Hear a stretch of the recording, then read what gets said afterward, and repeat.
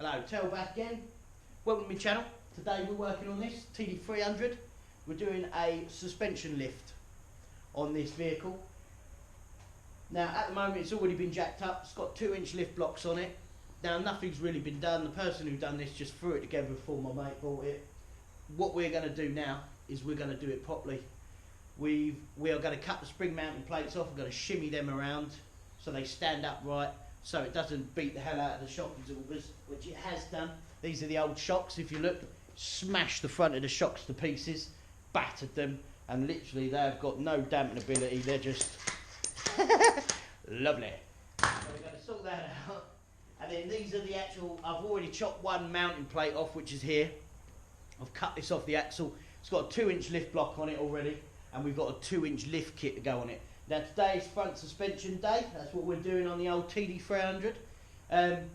Now the reason we've got the cut spring plates off is as you jack these vehicles up, the link arms which hold the axle, as the axle drops, it drops like that and the axle spins, and as it spins the shock plates, rather than standing up, the spring plates, rather than standing up nice and straight on top of the axle, they pivot to the front. Then what happens is the springs come out of alignment with the body shell, the shocks kink forwards and hit the spring plates at the top, bash the hell out of the shocks as I just showed you, and basically destroys them. So what we're doing is we're going to cut them off, turn them around, stand them up straight and weld them back on. Also he's got some uprated lower arms, some link arms as well, which we've already put on. Unfortunately he bought them second hand and they are uncranked, so I'm also cranking them arms. We're cranking them right up by the body shell side. You have to crank them as well, because the reason is, the way the lower arm, the link arms mount to the body shell, they go through 2 bushes and a pin goes through the middle.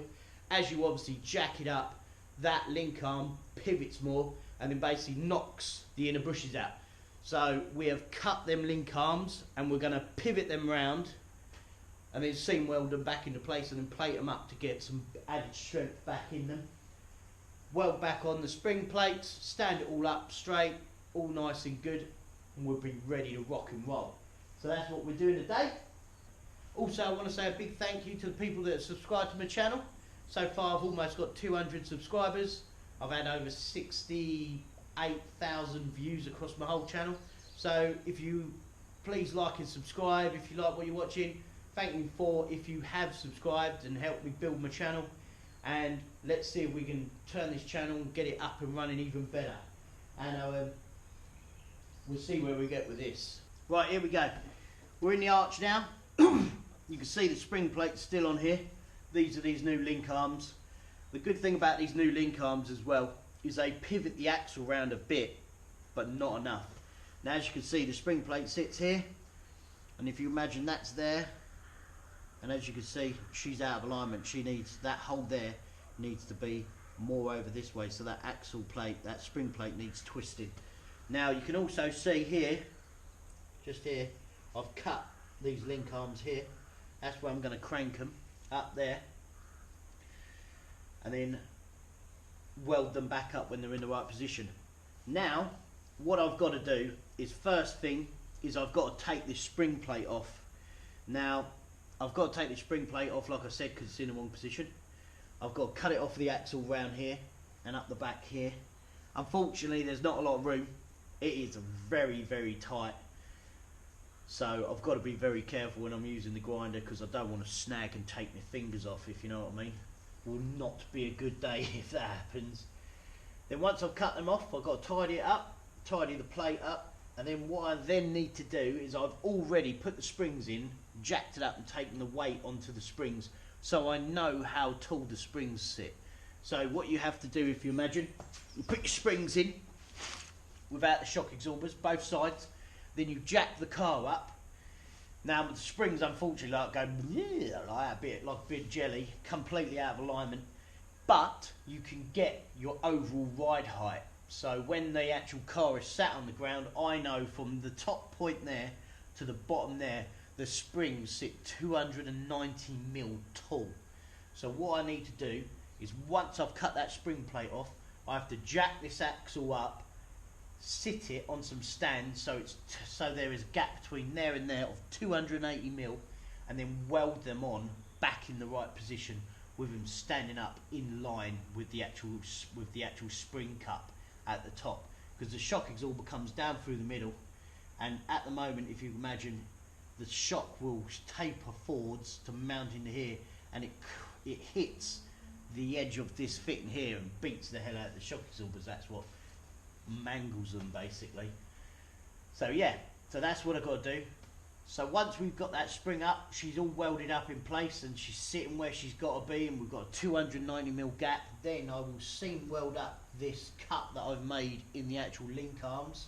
You can't do it on the standard link arms because they will just crack and break.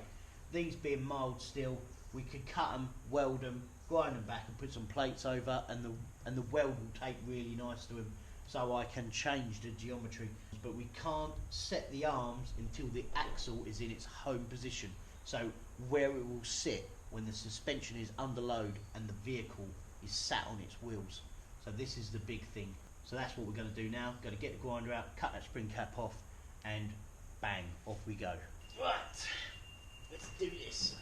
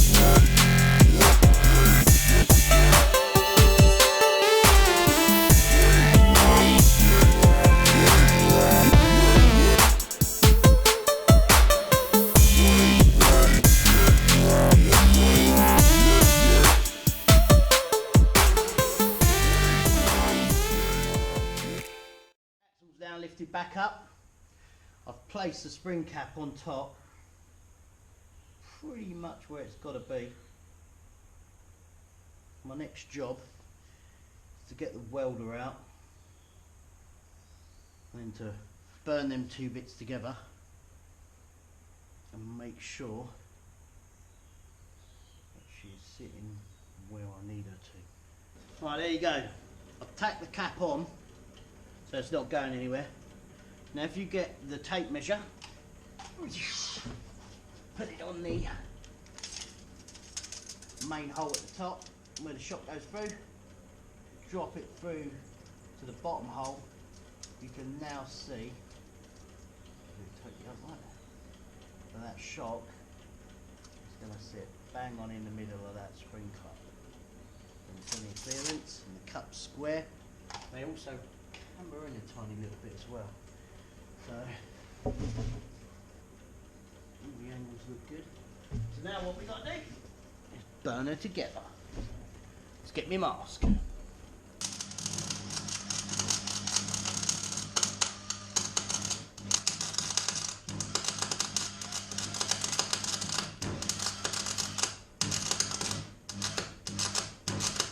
Right, okay. So now we've got both spring caps reattached. That one there, that one the other side. We've cranked the arms now. Axle is set in its home position where it's going to sit when the car is under load. Next is obviously the arms. I have now beaten the arms and I've got them straight through the bush up here. And the arm is now cranked into its rightful position. Next job is to actually weld it into place. Right, so I'm going to weld this now. Then once I've got that welded, I've got to take them off and stitch them up. So let's weld this up.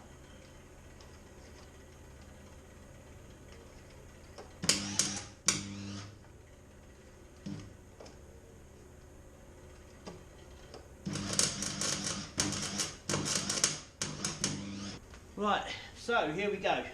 This is one of these arms that I've got off, and you can see the crank that I've put in it. You see where I've cut it across there, and I've bent it to go to crank it into the body shell.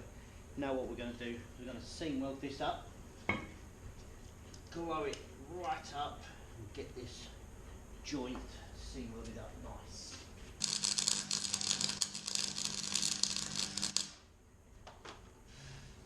There we go. Get a wire brush on that.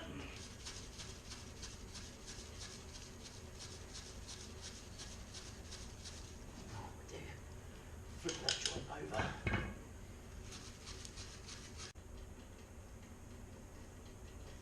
Right, okay. I have got my little plate cut, which is here. All that's literally going to do is probably about 3mm, 3.5. I'm going to literally just span the gap with it like so. Fold that in on the middle. And what I've got to do, just touch it down, just tack it down first of all.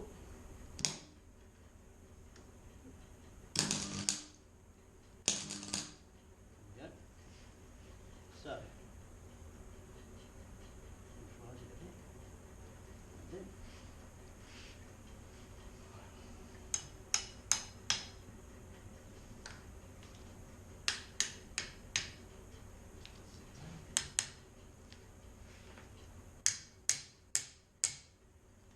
get my mask, burn that in on the back.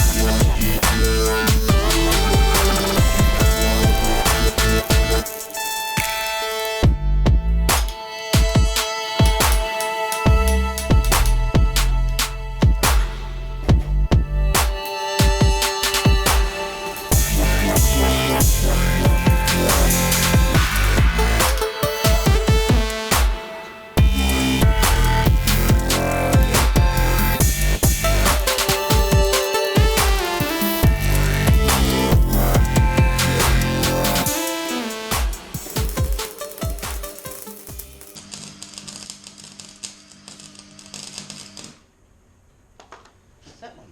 There we go. Right.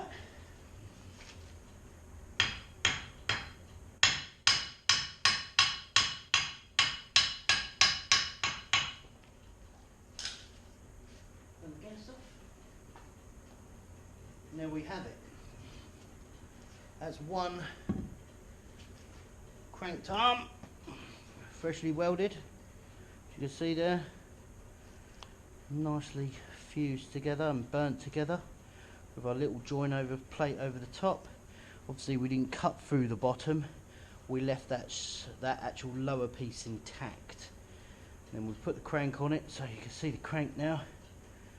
So that will engage into the body shell, the bush will stay straight, and then the new arm will sag down into its actual loaded position and keep the bushes straight on the body shell. Right. Let's get this one back over here, and clean it up in a sec, get it back on the motor, and then we'll pull the other one off and do the same thing. Right, now we've got all our link arms back in, cups all welded. Now we've got to put the shocks in and put the springs in.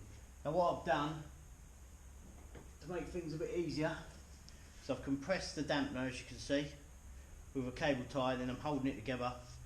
And that goes up into the car, and then the coil spring goes on over the top. I'll put this up in the arch. Let's go through here.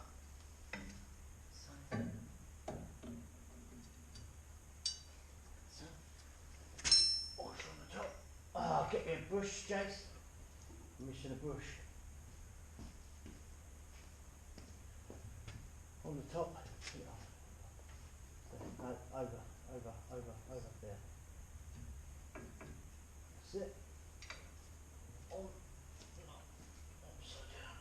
And I'll put spring compressors on it to help me get it in. There we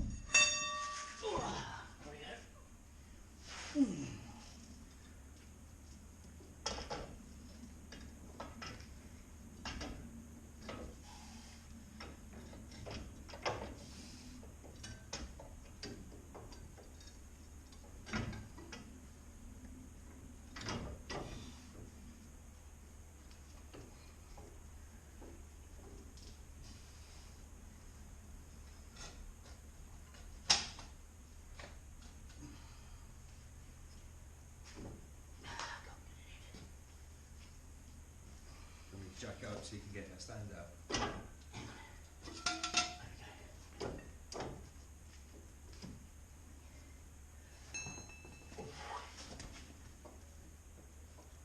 Come on. There we go. One more. And we're down. There we go. Right. Then we've got to swing that around. Get that into place. Right, jack it up, Jace. As it goes up. Hang on. Oh. Let it down. Get caught behind the spring cup. Oh. Right, let it up now. That's it. Right, stop. Keep this around a little bit. Right, go on up. Hang on. Not on. Not square.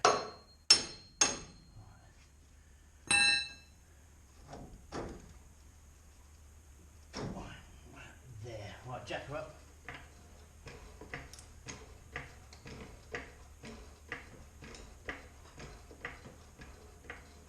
That'll work. That'll do. More? Yeah, a little bit more actually. Okay, starting to take weight. Go on, keep going.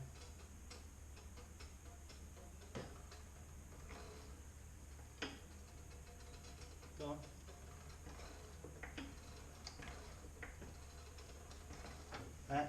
That's it, they're loose. That one.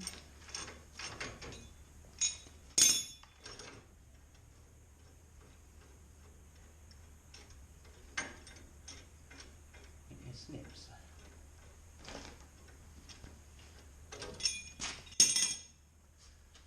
Shock is over. Position.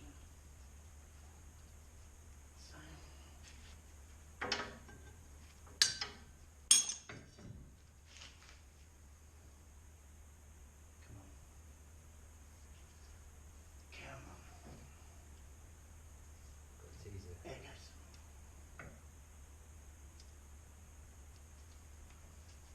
There we go. It's in. It's in. Bang.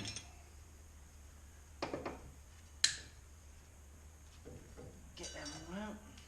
Cut that one off. Chop that off. There we go. Right, and there you go. Shocks and springs fitted. Now I've just got to do the bolts up, tighten it all up, and then that's all that ready to rock. And the only other thing I've got to do is remake the steering arm for the back because it's bent. Weld up all the holes. And weld up all the holes, yeah. But yeah, Do the rear suspension. as you can see, we've got some nice creativity. Quality repair patch. But yeah, so there you go. Hope you enjoyed watching anyway. Hope that's given you some ideas about doing your suspension on your TD300 or any other Discovery. And I hope these videos help. If they have, please like and subscribe and share my videos around. Thanks for watching anyway, and I'll see you again soon. Cut. Cut.